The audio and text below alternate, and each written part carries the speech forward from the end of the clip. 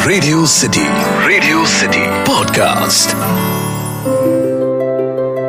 कहा जाता है कि महाभारत के कौरव और पांडवों के बीच पासे का खेल भी एक नदी के ही किनारे खेला गया था और ये नदी थी चंबल।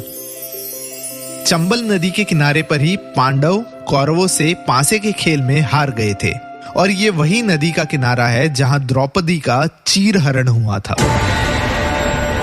कहा जाता है कि जब ये चीरहरण हो रहा था और सारा ब्रह्मांड चुपचाप इस चीरहरण को देख रहा था, तब द्रौपदी ने कईयों को चुप रहने के लिए श्राप दिया था, जिनमें से एक ये चंबल की नदी भी थी। द्रौपदी ने चंबल की नदी को ये श्राप दिया था कि अब से जो कोई भी चंबल नदी का पानी पिएगा उसमें वेंजेंस की, प्रतिशोध की या बदले की प्यास पूरी जिंदगी रहेगी। पूरी जिंदगी वो बदले की भावना में तड़पता रहेगा। ये कहानी में कितना सच है पता नहीं, पर सदियों से चंबल की बीहड़ ने अनेकों ऐसे डाकुओं, अनेकों ऐसे गुंडों को जन्म दिया। रेडियो सिटी पर मैं हूं कैरेक्टर डायसेक्टर अतीक और आज हम डायसेक्ट करेंगे चंबल नदी के इस बदले के श्राप के सबसे बड़े उदाहरण को, यानी कि शोले के ठाकुर बलदेव सिंह को।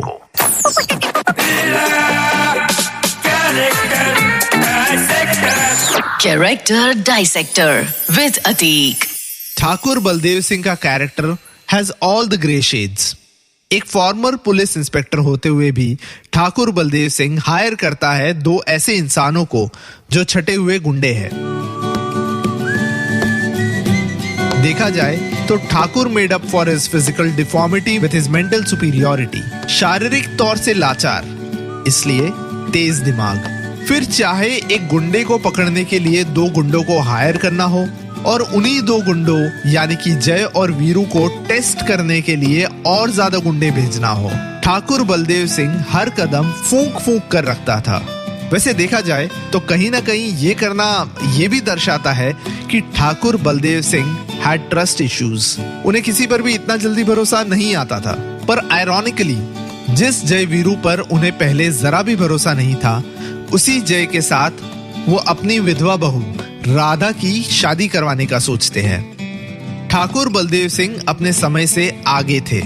1975 की बात है, जब एक विधवा बहू का दूसरी शादी करना तो दूर, ससुराल से मायके चले जाना भी समाज को गवारा नहीं था। ऐसे टाइम पर ठाकुर बलदेव सिंह खुद राधा की शादी की बात राधा के पिता से करते हैं। शांत, स्ट्रेट फेस, दमदार आवाज, गहरी सोच। ठाकुर बलदेव सिंह का कैरेक्टर आज भी एक मिसाल है जब हम बदले की भावना की बात करते हैं।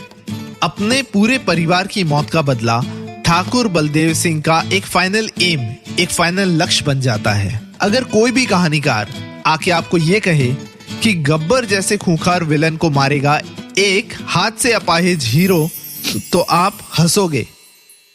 तो जब ये बिना हाथ वाला ठाकुर बलदेव सिंह गब्बर को मारता है तो हमें मेक बिलीव, हमें यकीन क्यों आता है? इसका शायद जवाब है बदले की प्यास। बदले की प्यास इतनी स्ट्रांग होती है कि that feeling makes you believe impossible things in life. बदले की प्यास ठाकुर को भी थी और द्रौपदी को भी। ठाकुर का बदला लेते हैं जय और वीरू और द्रौपदी का भीम। पर एक बात जरूर याद रखना, शोले के एंड में गब्बर मरता नहीं है। चंबल के उस पानी का श्राप आज भी जिंदा है। क्या पता रामगढ़ के किसी हवेली में आज भी कोई ठाकुर प्यासा बैठा एक गब्बर का इंतजार कर रहा हो।